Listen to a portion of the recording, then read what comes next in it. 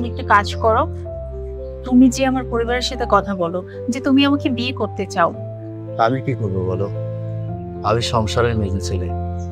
সংসারের মেজে ছেলের উপরে কতটা চাপ, কতটা দায়িত্ব তোমাকে আমি বোঝাতেই পারবো না। আর তাছাড়া আমি তো কোনো চাকরি করি না, টিউশনি করাই, বাবার কাছে কিছু টাকা পয়সা নিয়ে হাত খরচটা চালাই। আমি যদি একটা ভালো চাকরি করতাম, এই যে তুমি বিয়ের কথাটা বললে, বলার সাথে সাথে তোমাকে আমি বিয়ে করতাম। কিন্তু আমি তো চাকরি করি না।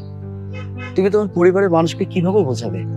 তুমি যে ছেলেটাকে বিয়ে করতে চাও সে বেকার একটা ছেলে, তারা কি আদৌ মানবে বলো? প্লিজ তুমি আমাকে আর কিছুদিন সময় দাও, দেখবে সবার মতো সবকিছু ঠিক হয়ে গেছে। আমি যখন ভালো একটা চাকরি পাবো, তখন তুমি আমি আমাদের ছোট একটা পরিবার হবে। আমাদের পরিবারের সকল মানুষ আমরা ভালো থাকবো, সুখী শান্তিতে থাকবো। কারণ আমি যদি চাকরিটা না পাই, তাহলে তো কোনো কিছু হবে না। বাস্তবতা অনেক কঠিন।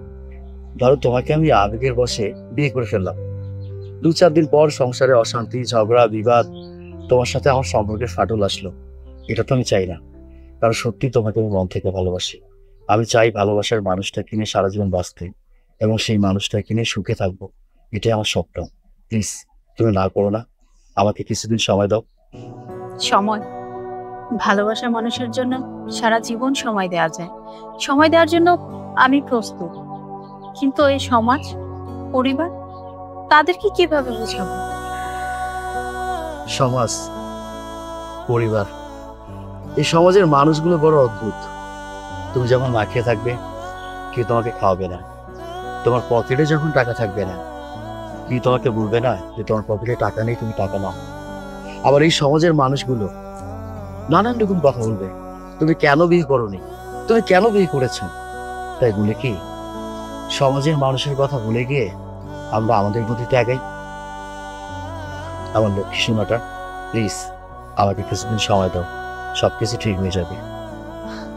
ঠিক আছে, আমি সময় দিলাম, কিন্তু তোমাকে কিন্তু আমি স্বামী হিসেবে গ্রহণ করে নিয়েছি। অন্য কাউকে আমি মানতেই পারবো না। যদি ভুলে অন্য কারোর সাথে বিয়ে হয়, আমি কিন্তু মরেই যাব। তার মানে তুমি কি বোঝাতে যাচ্ছ?